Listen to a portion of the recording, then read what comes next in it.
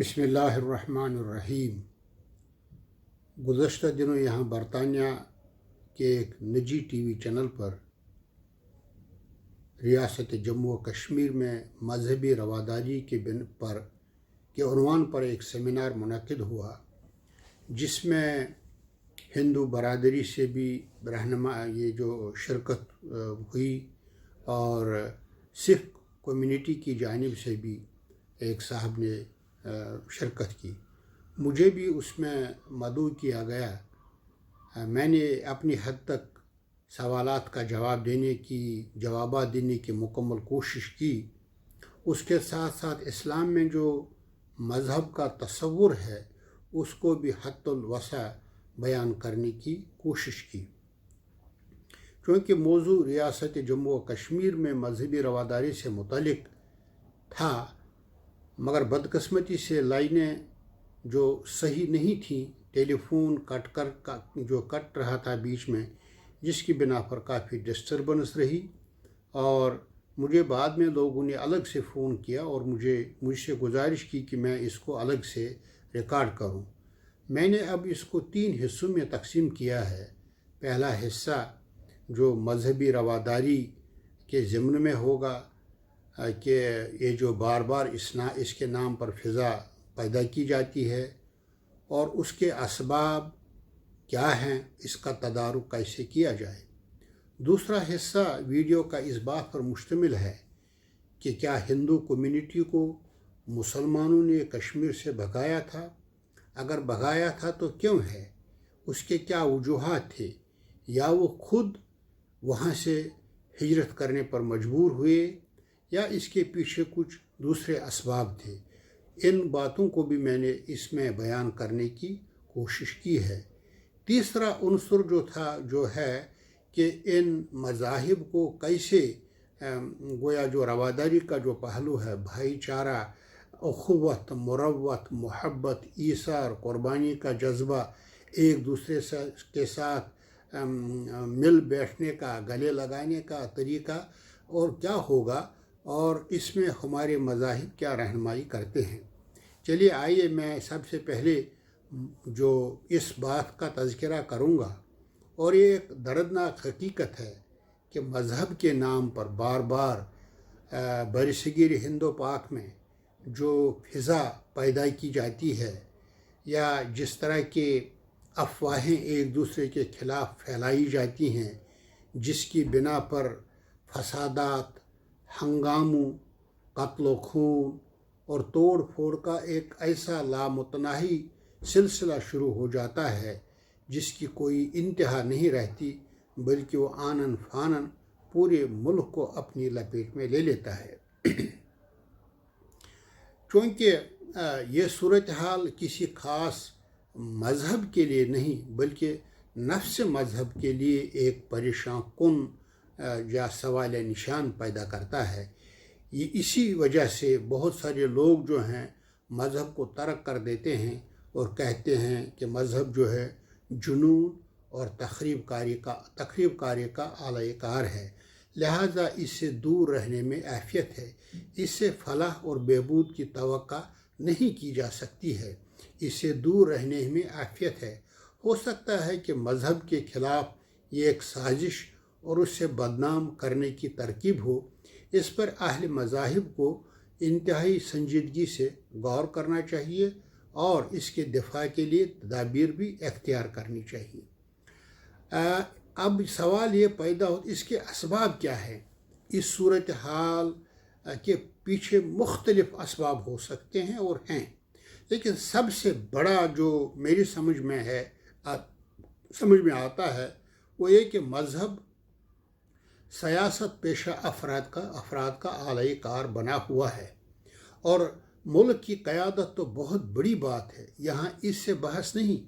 महदूद माना में मज़हब की क़यादत भी इन लोगों के हाथ में नहीं है जो इससे मुखलिस और बेगर्ज ताल्लुक़ रखते हैं। आप देखिए, मजहबी लोग या तो उनको मंदिरों में रखा गया, या तो मस्जिदों में रखा गया, या तो उनको गुरुद्वारे में ही बंद करके रखा गया, वो बाहर इन जगहों से नहीं निकलते हैं। लिहाजा मैं ये नहीं समझता हूँ कि मजहबी फ़िरक़वारियत में उनका कोई हिस्सा है। बेसिकली मज़हब को जो सियासी गुमाश्ते हैं, सियासी क़यादत है, सियासी लीडर हैं, जिनको मज़हब से दूर का भी वास्ता नहीं होता है, जो नहीं समझते हैं कि मज़हब क्या चीज़ है।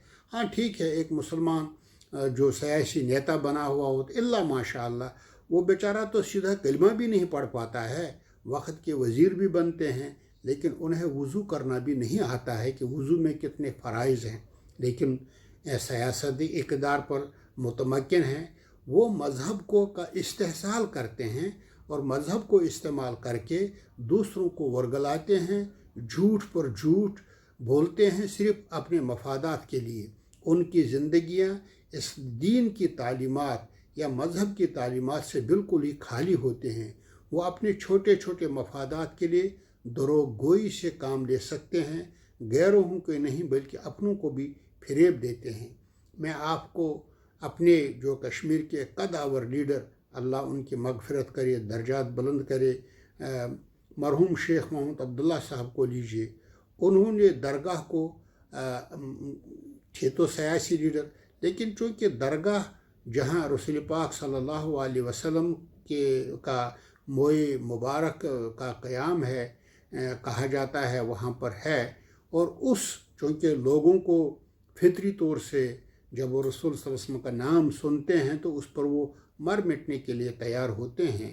अब ज़ाहिर है लोगों की एक अकीदत उस श्राइन से, उस आस्ताने से है, लेकिन सियासी सौदागरों ने उसको अपने मफाद के लिए इस्तेमाल किया। ये उन्हीं तक नहीं है, आज भी आप हिंदुस्तान में देखिए, हिंदुत्व जो है वो क्या कर रहा है। उन्होंने हिंदू मज़हब को मुख्तलिफ अपने मकासद के लिए वो इस्तेमाल कर रहे हैं और किया है। आप श्राइन बोर्ड को लीजिए, 200-300 लोग वहाँ अमरनाथ यात्रा पवित्र गुफा के लिए का दर्शन के लिए जाते थे, लेकिन अब तो लाखों की तादाद में सिर्फ इस बिना पर उनको कश्मीर भेजा जाता है ताकि कश्मीर के साथ उनकी जज्बाती वाबस्तगी बरकरार रहे। क्योंकि ये दूसरा एक उनसुर है, लोग जो मज़हब से वाबस्ता होते हैं उनके पास दीन का कोई मुकम्मल इल्म नहीं होता है, वो बेचारे बड़े सादा लोग होते हैं। जैसे कुछ मुसलमान वो नमाज 5 वक्त पढ़ते हैं, वो समझते हैं शायद यही दीन है। इस तरह से हिंदू जो मंदिर में जाकर घंटी बजाते हैं वो समझते हैं शायद यही दीन है। इस तरह से जो सिख कम्युनिटी की से वाबस्ता लोग हैं वो सेवा करने जाते हैं, उनको यही ख्याल है कि गुरुद्वारे में जाकर कुछ खाना खा लिया, कुछ तबरुकात लिए, कुछ दुआएं की, यही मज़हब है। क्योंकि यह तबका जो बड़ा कमज़ोर तबका होता है और आसानी से मज़हब के नाम पर उसको इस्तेमाल किया जाता है। और ये बड़ी बदकिस्मती है कि मैंने जैसे अर्ज़ किया कि मज़हब का नाम बार बार इस्तेमाल करके, बार बार यूज़ करके लोगों के दिलों से खेला जाता है, उनके जज्बात से खेला जाता है। और जो जंगें हुई हैं, आप अभी हाल ही में अफ़गानिस्तान की जंग देख लीजिए, उसमें भी मज़हब का एक बुनियादी किरदार रहा है। चाहे अमेरिका हो, चाहे बड़ी क़ुव्वतें हों, मज़हब के नाम पर ही मुसलमानों को उसमें जहाद के नाम पर, क्योंकि मज़हब को एक टूल के तौर पर इस्तेमाल किया जाता है। आदमी जो है ज़मीन के लिए बहुत कम लड़ता है, ये मेरी ज़मीन है, वो मेरी ज़मीन है, और उस पर वो जान देने के लिए तैयार नहीं होता। लेकिन मज़हब का जहाँ तक ताल्लुक़ है, जो ही मज़हब की बात आती है उस पर वो आनन फानन जो है बहरहाल कुर्बान होने के लिए तैयार होते हैं। अब देखिए कश्मीर की जो सूरत हाल है, ये सदियों से मजहबी गहवारा रह चुका है। आप बौद्धिज़्म को लीजिए, जब से बौद्ध वहाँ आए तो लोगों ने बुद्ध मज़हब कबूल किया। हिंदू आए, हिंदुओं ने अपने हिंदू मज़हब की प्रचार की तो लोग हिंदू बन गए। जब इस्लाम आया तो मुसलमानों को लोगों ने सोचा इस्लाम सबसे बड़ा नजात दहिंदा है, और है भी यकीनन, और लोग बड़ी खामोशी के साथ लोगों ने इस्लाम वहाँ कबूल किया। अगर आप इस तारीख़ और हिस्ट्री को देखें और पढ़ें, इस दौरान जब कोई मज़हब तब्दील करता था, कन्वर्ट हो जाता दूसरे मज़हब की तरफ, कभी किसी पर कोई तलवार नहीं लटकी, किसी ने کوئی ظلم اور جبر کے بنا پر کسی کو مجبور نہیں کیا۔ لوگوں نے ہندو مذہب اختیار کیا تو جو وقت کا رواج تھا اس کے ساتھ لوگ چلتے رہے، اور مسلمان بنے لوگ، مسلمانوں کے بڑی تعداد میں ماس جو کنورجن ہوا اسلام کی جانب، اس میں کوئی فورس، کوئی تلوار، کوئی زور، کوئی تشدد شامل نہیں تھا، بلکہ اسلامی تعلیمات نے لوگوں کے دل و اذہان ان کو جو ہے مطمئن کیا، اور اس کے بعد جب ان کو اطمینان ہوا تو انہیں اسلام قبول کیا۔ اس زمانے میں نہ کسی کا مکان جلایا گیا، نہ کسی کی گردن کاٹی گئی، نہ کسی کو لنچ کیا گیا، اور لوگ ٹھیک ہے ان کو وہ جس چیز کو اچھا سمجھتے تھے اس کو انہوں نے قبول کیا۔ تو یہ زمانہ رواداری کا زمانہ تھا۔ بودھ مذہب کو دیکھیے، بدھسٹ بھی کشمیر میں ایک خاصی تعداد میں شامل تھی، اور اس زمانے میں چونکہ اگر میں یہ کہوں کہ بدھ مذہب تو کشمیر ہی سے پنپا، در حقیقت یہ ہے کہ کشمیر ایک ایسی سرزمین ہے، لوگوں کے لیے ایک ایسی فضا مہیا کرتی ہے جہاں سنیاسی، یوگی، درویش، زاہد، صوفی یہ سب جمع ہوتے ہیں اور گیان و دیان میں، عبادت میں، زہد میں لگتے ہیں۔ اور چونکہ وہاں پر فضا ایسی ہے، نہ زیادہ گرمی ہوتی ہے نہ زیادہ سردی، تو چونکہ لوگ پھر جنگلوں میں جا کر مذہبی عبادت بھی کرتے تھے، اور انہی جنگلوں میں پھر یا پہاڑیوں کی چوٹیوں پر پھر وفات پا جاتے تھے۔ آج بھی آپ دیکھیں، شنکر آچاریہ کو دیکھیں، ان پر جو ہندوؤں کا آستان ہے وہ اس بات کی نشاندہی ہے، یہ لوگ بستیوں سے دور جا کر اپنے رب کی، اپنے خالق کی، اپنے بھگوان کی، اپنے معبود کی عبادت کرنے میں مصروف ہوتے تھے۔ اسی کے دوسری طرف آپ دیکھیں کوہ ماران جس کو کہا جاتا ہے، ہاری پربت، یہاں ہمارے بزرگ صوفی مبلغ شیخ حمزہ مخدوم رحمۃ اللہ تعالیٰ آرام فرما ہے، جہاں ہزاروں زائرین ہر ماہ اپنے نظر و نذرانہ پیش کرتے ہیں، لیکن لوگ آتے ہیں۔ اور اسی کوہ ماران کے دوسری جانب جب آپ دیکھیں گے، وہاں شیوا جی کا ایک ٹیمپل ہے، بڑا خوبصورت ٹیمپل ہے، لوگ آتے ہیں، عقیدت مند وہاں اپنی حاضری دیتے ہیں۔ کہنا مقصد یہ ہے کہ کشمیر کا چپا چپا جو ہے مذہبی رواداری کا ایک بہت ہی اعلیٰ ثبوت فراہم کرتا ہے۔ میں آپ کو ایک ہسٹری اور تاریخ کی حقیقت بتا دوں کہ جب 1947 میں ہندوستان تقسیم ہوتے وقت جو وہاں پر ہلچل ہوئی، جو پریشانیاں مطلب ملینوں کی تعداد میں لوگ اپنی زمینیں، اپنے جاگات، اپنے مکانات، اپنی جائیدادیں چھوڑ کر مائیگریٹ ہو رہے تھے، لاکھوں انسانوں کا تہی تیگ ہوا، قتل عام ہوا، اور سب مذہب کی بنا پر مذہب کے نام پر ایسا ہوا۔ اور کشمیر میں اس وقت ایک محتاط اندازے کے مطابق گرچہ تعداد مختلف ہے، کچھ کہتے ہیں 3 لاکھ آدمیوں کو قتل کیا گیا، کچھ کہتے ہیں 4 لاکھ قتل، بہرحال ایک حقیقت ہے، تاریخی ریکارڈ ہے۔ لیکن اس زمانے میں بھی کشمیر میں کسی کا کوئی پر نہیں کٹا، کسی کا ناخن نہیں کٹا۔ یہی وجہ ہے نہرو نے کہا تھا، مجھے اس علاقے سے بڑی خوشبو محسوس ہوتی ہے۔ اس زمانے میں بھی کشمیر کا ماحول بڑا پرسکون رہا۔ جہاں تک یہ کہا جاتا ہے کہ کشمیر میں جو مسلمان تھے انہوں نے مندر توڑے، اس کی کوئی حقیقت نہیں ہے۔ آج بھی اگر آپ دیکھیں گے شاہ ہمدان کی زیارت، جہاں مسلمان عقیدت مند اپنا اظہار عقیدت پیش کرتے ہیں، اور اس کے دوسرے جانب ایک بہت اچھا مندر ہے جہاں ہندو مورتیوں کے سامنے سجدہ ریز ہوتے ہیں۔ یہ بھائی چارہ آج بھی وہاں پر موجود ہے۔ اس کے علاوہ میں ایک بار کپواڑہ گیا تو وہاں جو ترہگام کا علاقہ ہے، بڑی ایک خوبصورت جامع مسجد ہے۔ اس جامع مسجد کے پیچھے بیک پر ایک اچھا خوبصورت مندر ہے، وہاں سے ایک پہاڑی سے جھرنوں کی صورت میں پانی آتا ہے، جو بہت بڑے تالاب کی صورت میں، جہاں ہندو اور مسلمان عورتیں دونوں پانی اپنے گھر کے لیے پانی لیتے ہیں، چونکہ بڑا صاف پانی ہے، نلکوں کی کوئی ضرورت نہیں پڑتی تھی، وہاں سے اپنے گھروں کے لیے، کھانے پینے کے لیے، مویشیوں کے لیے بھی پانی لیتے تھے۔ گویا ایک ہی گھاٹ میں پیتے تھے اور کھاتے تھے۔ اور اس حقیقت سے بھی انکار نہیں کہ 15ویں صدی ہجری میں کشمیر پر حکمران جن کا نام سلطان زین العابدین، ان کو بادشاہ کے نام سے بھی جانا جاتا ہے، انہوں نے جب دیکھا کہ بہت سارے جو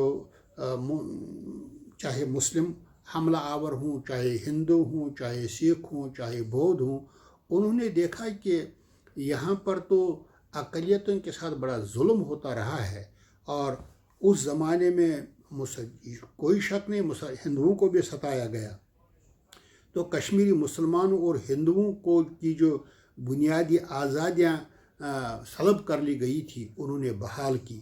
اتنا ہی نہیں بلکہ انہیں سنسکرت سیکھی اور اپشن کے کچھ حصوں کا فارسی ترجمہ بھی کیا۔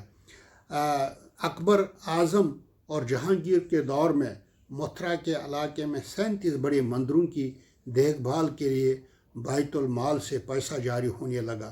16ویں صدی میں جنوبی ہندوستان کی ریاست بیجاپور کے حکمران عادل شاہ نے سرسوتی کا مندر بنوایا۔ اس مندر کو بعد ازاں ٹیپو سلطان کے دور تک شاہی سرپرستی حاصل رہی۔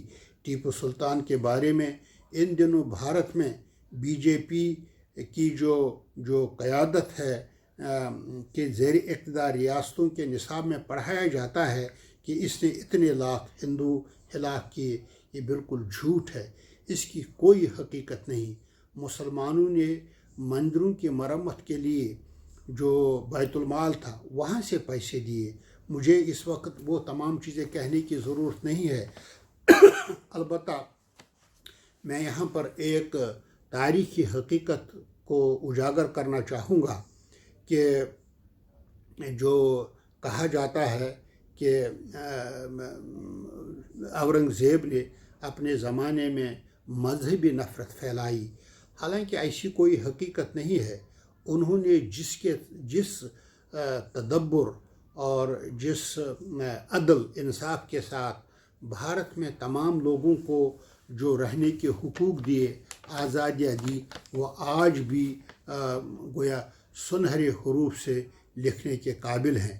جی ہاں، اورنگزیب نے بنارس کا وشواناتھ جو مندر توڑا، کیوں توڑا، کیا وجہ ہوئی؟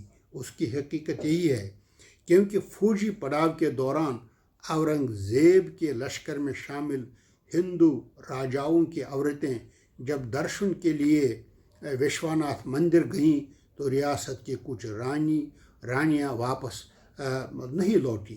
چھان بین سے پتہ چلا کہ رانی کو پروہت یہ جو پجاریوں نے ان کو اغوا کیا اور اغوا کرنے کے بعد قتل کیا اور مندر کے تہ خانے میں چھپا دیا، جس کی بنا پر اورنگزیب نے اس مندر کی اینٹ سے اینٹ بجا دی، اور لیکن اس کے بعد انہوں نے اور اس مندر کو بالکل زمین بوس کر دیا۔ دیر از نو ڈاؤٹ، یہ ایک تاریخی حقیقت ہے، مگر اس کے بدلے ذرا فاصلے پر ایک نیا مندر وشوناتھ کے نام سے تعمیر کرایا جو آج بھی آباد ہے، لیکن جدید بھارتی تاریخ میں اس مندر کے بارے میں آدھا سچ بولا اور آدھا چھپایا جاتا ہے۔ میں بہرحال ان تاریخی حقائق میں نہیں جانا چاہتا ہوں۔ مسلمانوں حکمرانوں نے بہت کچھ کیا ہے، بہت کچھ دیا ہے ہندوستان کو، جو یہ بھارتیہ جنتا پارٹی نہیں دے سکتی ہے، جو کوئی دوسرے لوگ نہیں دے سکتے ہیں۔ انہیں ہندوستان بنایا۔ ہندوستان کیا تھا؟ ہندوستان تو راجواڑوں کا نام تھا، نوابوں کی ملکیتیں تھیں، جاگیرداروں کی زمینیں تھیں۔ ان کو جوڑنے میں، بنانے میں مسلمانوں کا بڑا کارنامہ ہے۔ چونکہ ایک گفتگو لمبی ہو جائے گی، مختصراً میں یہ عرض کروں گا کہ کشمیر میں یہ جو سچویشن کہا جاتا ہے ہندوؤں کو نکالا گیا ہے، ایسی کوئی بات نہیں، اس میں کوئی شک نہیں۔ 1989 میں جو تحریک شروع ہوئی وہ کوئی ہندوؤں کے خلاف نہیں تھی، وہ کوئی مذہبی تحریک نہیں تھی، اس کے پیچھے کوئی مذہب نہیں تھا، بلکہ وہ تحریک ریاست جموں و کشمیر کے عوام کے حقوق کی جد و جہد کی تاریخ تھی، جن کو پامال کیا گیا، جن کو کچلا کیا گیا، اور ان لوگوں کو وہ حقوق نہیں ملے جو ان کو دیے جانے چاہیے تھے۔ تو میں انشاءاللہ اپنے دوسرے ویڈیو میں اس کا بھرپور تذکرہ کروں گا، آپ سنتے رہیے، انشاءاللہ وہ بھی اس کے ساتھ ہی شامل ہوگا۔ جزاکم اللہ خیر۔ بسم اللہ الرحمن الرحیم۔ ابھی چند روز قبل یہاں برطانیہ میں ایک online T V channel پر کشمیر میں مذہبی رواداری کے عنوان سے ایک سیمینار کہیں یا پروگرام کہیں، جو بھی آپ کہیں، منعقد کیا گیا، جس میں وادی کشمیر سے ایک ہندو بھائی اور جموں سے ایک سکھ بھائی نے شرکت کی۔ مجھے بھی اس پروگرام میں شرکت کی دعوت دی گئی تھی اور میں نے اپنی حد تک سوالات کا جواب دینے کی حد الممکن کوشش کی، مگر لائنیں اتنے کمزور تھی کہ آواز کٹ کٹ کر آ جاتی تھی اور وہ پروگرام اچھی طرح سے سامعین نہ سن سکے۔ اس ویڈیو میں کی ضرورت مجھے اس لیے پڑی کہ مختلف لوگوں میں ریاست جموں و کشمیر میں مذہبی رواداری کے ضمن میں جو مختلف منفی خیالات یا منفی سوچ ہے، اس کا تدارک کرنے کے لیے چند باتیں آپ کے گوش گزار کرنا چاہوں گا۔ یہ ایک حقیقت ہے اور ناقابل تردید حقیقت ہے کہ ریاست جموں و کشمیر ابتدا سے ہی مذہبی رواداری کا ایک گہوارہ رہ چکی ہے۔ آپ بدھزم کو لیجئے، اور بدھزم حقیقت میں کشمیر ہی سے پنپا، وہاں سے اسی نشو نما ہوئی، اور یہی وجہ ہے کہ آج کل ریاست جموں و کشمیر کا ایک علاقہ جس سے ہم لداخ کہتے ہیں، یہ بودھوں کے، یہاں پر بودھوں کی اکثریت ہے۔ اس طرح ہندو مذہب کے جو بھی سنیاسی، ان کے پریسٹ، پروہت، وہ ہمیشہ کشمیر آتے تھے، انہوں نے بھی کشمیر میں اپنے مسکن بنائے، اور اسلام کا جہاں تک تعلق ہے، اس کو کشمیری میں پرور کہا جاتا ہے۔ اور چونکہ ریاست جموں و کشمیر کا جو ایٹماسفیئر ہے، یہاں کی جو فضا ہے، یہاں کی جو ہوا ہے، یہ اپنے اندر ایک جاذبیت، یا جسے ہم اٹریکشن کہتے ہیں، ایک سادھو کے لیے، ایک صوفی کے لیے، ایک زاہد کے لیے، ایک اس فرد کے لیے جو یکسو ہو کر اللہ تعالیٰ کی، بھگوان کی، یا جو بھی آپ کہیں، جس طرح سے بھی آپ اس کا نام دیں، وہ جو خالق ہے، مالک ہے، رب ہے، آقا ہے، داتا ہے، اس کی عبادت کے لیے یہ زمین آپ کو جگہ فراہم کرتی ہے۔ یہاں سکون بھی ہے، آب و ہوا بھی ہے، اور جس کی بنا پر لوگ اس سے لطف اندوز بھی ہوتے ہیں۔ یہ زمین گرچہ مختلف اوقات میں مختلف طالع آزما قوتوں کی آماجگاہ رہی ہے، مگر یہاں کسی کو کبھی کوئی فتح حاصل نہ ہوئی سکی۔ بدھو آئے، بودھ آئے، انہوں نے بودھ مذہب کی بنا ڈالی۔ بہت سارے لوگوں نے یہ سوچا کہ غالباً بدھ مذہب میں ہی عافیت ہے اور سکون ہے، کیونکہ وہ اہنسا کا سب سے بڑا پرچار کرتا ہے۔ اور پھر ہندوازم کو دیکھیے، ہندو کے جو سنیاسی یا جو سادھو ہیں، وہ بھی یہاں آئے، انہوں نے اس مذہب کی، اپنے مذہب کی گویا ترویج و اشاعت کے لیے بہت کچھ کیا۔ لوگوں نے اس کو بھی قبول کیا، انہوں نے سوچا شاید یہی ہماری زندگی کا نجات دہندہ ہے۔ اسلام آیا لوگوں نے اسلام قبول کیا اور متعدد تعداد مسلمان ہوئے اور لوگوں نے سمجھا، اور حقیقت بھی یہی ہے کہ لوگ مسلمان ہوئے، اور جس کی بنا پر پوری وادی کشمیر میں جو ہے ایک ماس کنورژن ہوا اور لوگ مسلمان ہوئے۔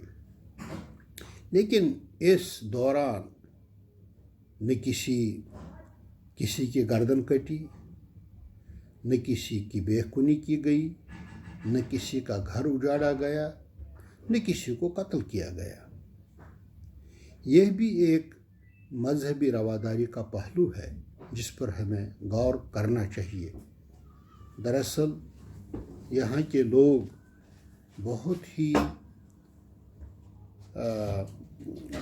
نرم مزاج کے لوگ ہیں۔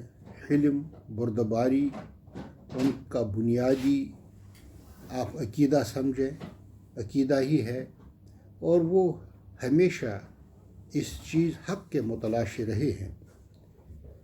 میں بہرحال تاریخ میں جانا نہیں چاہتا ہوں، نہ مجھے اس سے اس وقت کوئی غرض ہے۔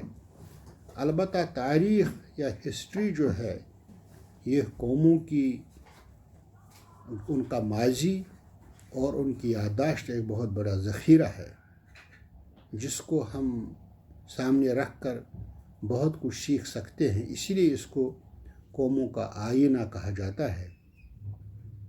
لیکن ریاست جموں و کشمیر ہمیشہ سے طالع عازمہ قوتوں کی، بادشاہوں کی ایک ایسی جگہ رہی ہے جہاں انہوں نے لڑائیاں لڑی ہیں، ایک دوسرے کی گردنیں کاٹی ہیں، لیکن اور ہمیشہ ایک دوسرے کو فتح کرنا چاہا، مگر عوام ہمیشہ یہاں کی بڑی سادہ طبیعت ثابت ہوئی ہے، اور ان کو جو بات حق سمجھ میں آئی اسی بات کو انہیں قبول کر لیا۔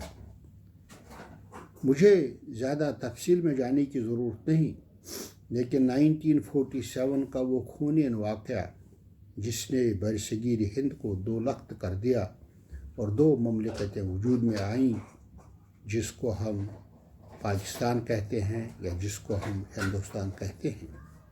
ہندوستان اس معنی میں کوئی ملک نہیں تھا، یہاں راجواڑے تھے، یہاں ریاستیں تھیں، یہاں جاگیردار تھے، یہاں وہ لوگ جن کو ہم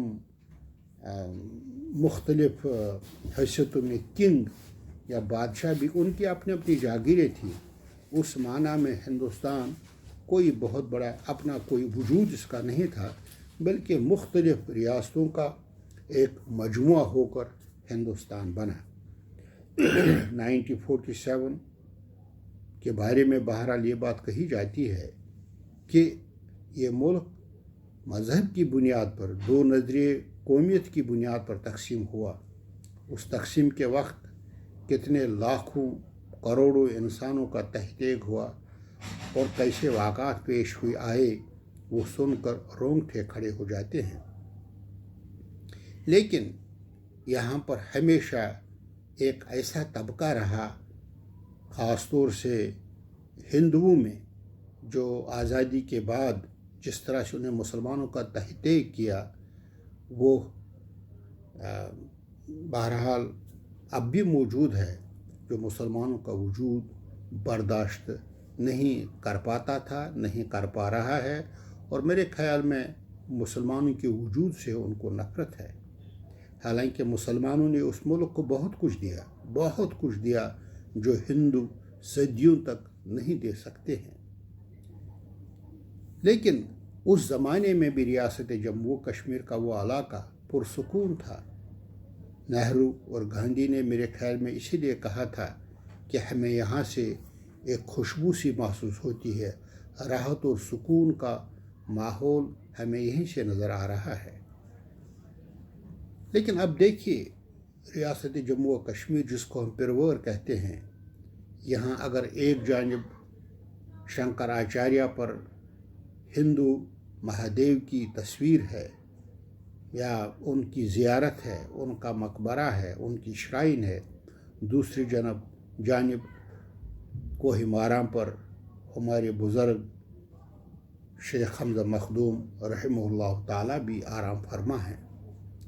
اگرچہ ایک جگہ شاہ ہمدان کی خانقاہ ہے، اس کے ساتھ ہی کالے نام کا مندر بھی موجود ہے۔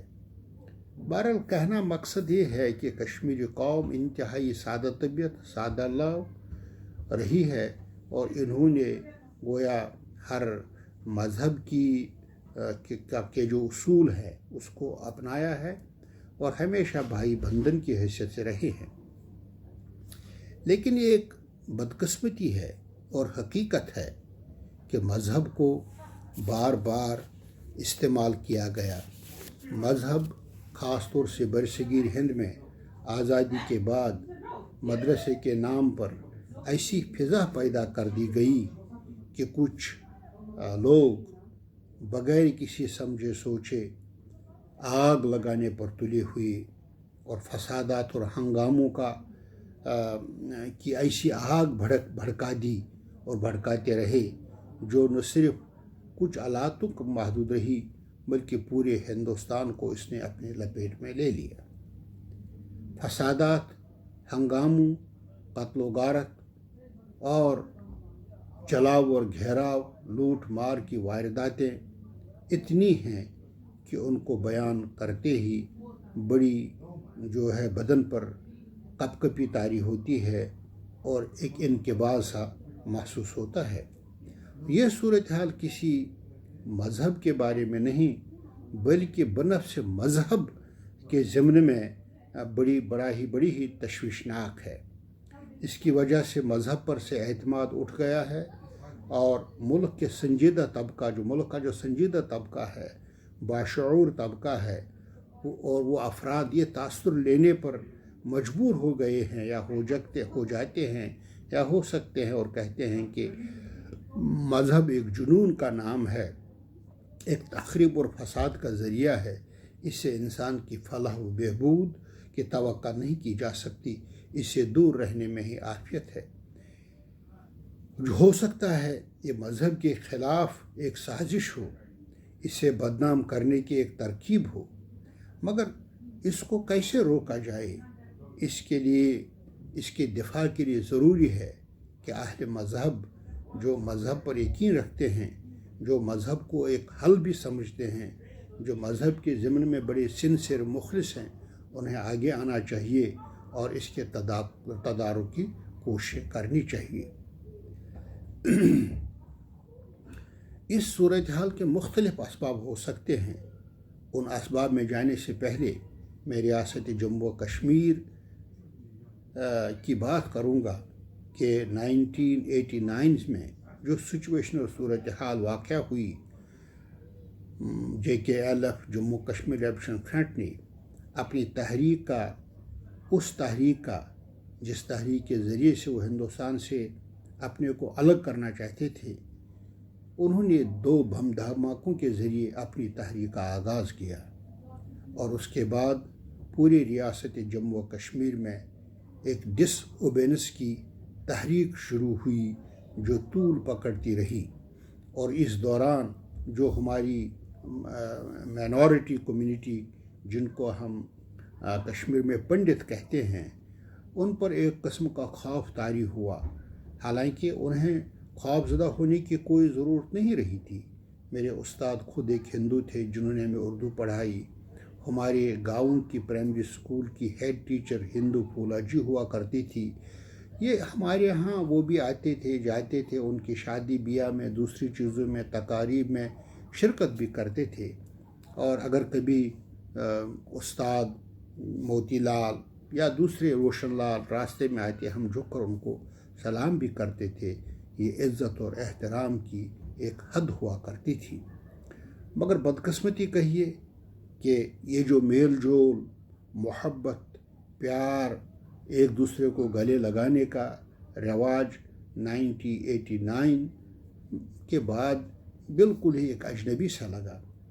میں ان زمانے میں دہلی میں پڑھ رہا تھا، جب میں 1 سال بعد واپس آیا، مجھے لوگوں نے بتایا اور میں نے راستے میں خود دیکھا، گنجو صاحب جو بڑے ملینئر اس وقت تھے کشمیر کے، وہ اپنا مکان چھوڑ کر چلے گئے۔ آج وہ مکان اسی طرح سے، اس میں کوئی رہ نہیں رہا ہے، لوگ کہتے ہیں گنجو صاحب کی ملکیت ہے۔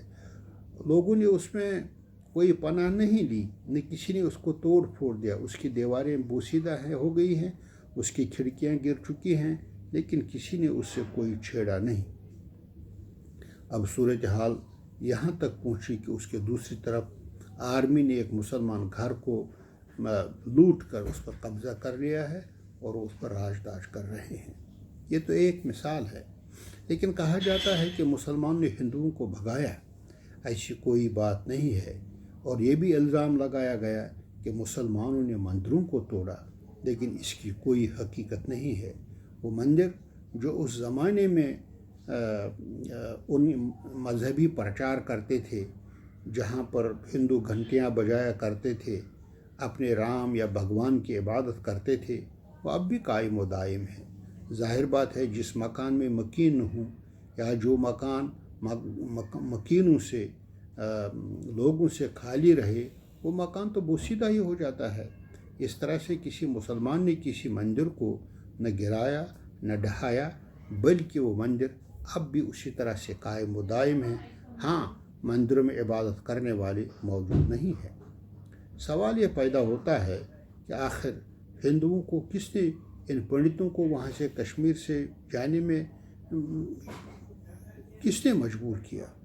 मैं समझता हूँ मुसलमानों में इस बहुत कम रोल रहा। ठीक है, कहीं कहीं इक्का दुक्का वाक़या पेश आया जहाँ हिंदुओं को सताया गया, लेकिन हकीकत ये है कि वो मामूली सी चीज़ें थीं जिन्हें अगर नज़रअंदाज किया जाता या मुसलमानों का वो साथ देते तो मेरे ख़्याल में वो, चूँकि कश्मीर की तहरीक कोई मुसलमानों की तहरीक नहीं थी, उसमें बराबर उन्हीं हिंदुओं का भी हक़ है जो वहाँ के रहने वाले हैं, जो वहाँ के बाशिंदे हैं। और फिर जब वो चले गए, मैं भी उस ज़माने कश्मीर में था, और ऐसा खौफ पैदा कर दिया गया हिंदुओं में। वो एक पॉलिसी थी जगमोहन की, गवर्नमेंट की, और वो कह रहे थे कि उन्होंने बिल्कुल खुफिया लेटर्स भेजे, खुफिया पैगामात पंडित कम्युनिटी को भेजे कि आप लोग आज ही यहाँ से निकल जाएं। यहाँ जो मुसलमान ने कोई तहरीक शुरू की है, हम इसका कला कमा करके उसको ख़त्म करना चाहते हैं। जब हम उसको ख़त्म करेंगे, उसके बाद आप लोग यहाँ तशरीफ़ लाएं।